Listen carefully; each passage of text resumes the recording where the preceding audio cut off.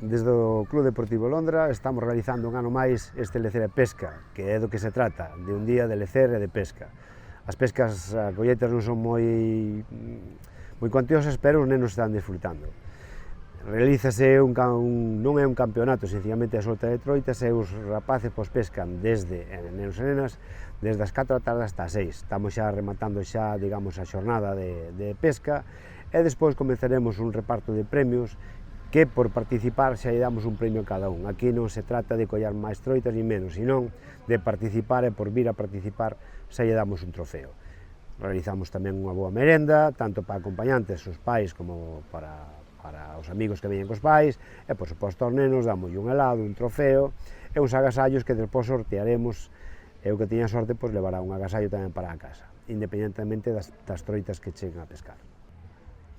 Este día realizámoslo porque cada vez a media de edad nos clubs, non é solamente no Club Deportivo Londra, senón nos clubs de toda Galicia, a media de edad é moi alta. Non temos un relevo xeracional, a xuventude e os nenos e nenas dedícanse a outras cousas, entón isto levámoslo a cabo cada ano para intentar captar estes rapaces ou rapaces que lle cheguen a gustar a pesca.